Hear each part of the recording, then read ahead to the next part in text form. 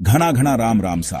राजस्थान की धरती पर आपका स्वागत है, जहां हर गली हर नुक्कड़ पर कहानियों का खजाना बिखरा पड़ा है।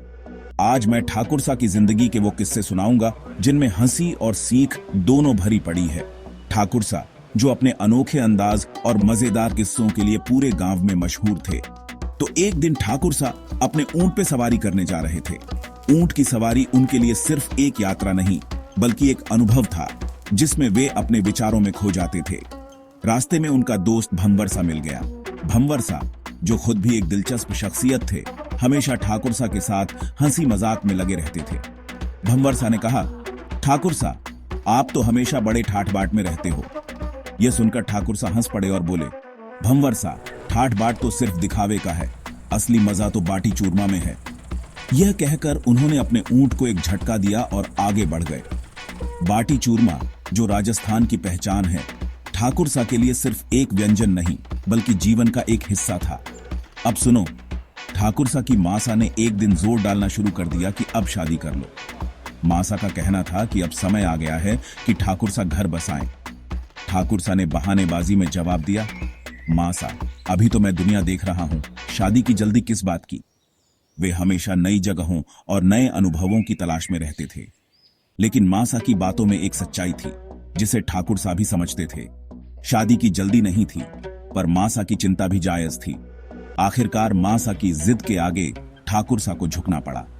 उन्होंने सोचा कि मासा की खुशी के लिए यह कदम उठाना ही सही होगा। और फिर उनकी शादी का रोचक किस्सा, जिसमें हर रस्म के दौरान उनके अनोखे तरीके और मजेदार बातें सबको हंसा हंसा के लोटपोट कर देती। शादी के दौरान ठाकुर सा ने अपने अंदाज से सबको मंत्रमुग्ध कर दिया। शादी की हर रस्म में ठाकुर सा का अनोखा अंदाज और मजेदार बातें सबको हंसा हंसा कर लोटपोट कर देती। उनकी शादी गांव में एक यादगार घटना बन गई। अब आते हैं मारवाड़ी परंपराओं पर। ठाकुर सा की जिंदगी में परंपराओं का एक खास स्थान था। वे हर तीज त्योहार को बड़े धूमधाम से मनाते थे। शादी, तीज त्योहारों पर ठाकुर सा के अनोखे तरीके और जुबान में मजेदार बातें आपको हंसने पे मजबूर कर देंगी। उनके हर त्योहार में एक नई कहानी होती थी। जुगाड़ के मामले में तो ठाकुर सा का कोई जोड़ नहीं। वे हर समस्या का हल अपने अनोखे तरीके से निकालते थे। एक बार की बात है, त्योहार पे मिठाई बनानी थी, घर में घी खत्म हो गया। यह एक बड़ी समस्या थी, लेकिन ठाकुर सा ने इसे भी एक अवसर में बदल दिया। घर में घी खत्म हो गया, यह सुनकर सब चिंतित हो गए, लेकिन ठाकुर सा ने मुस्कुराते हुए कहा, कोई बात नहीं, इसका भी जुगाड़ है।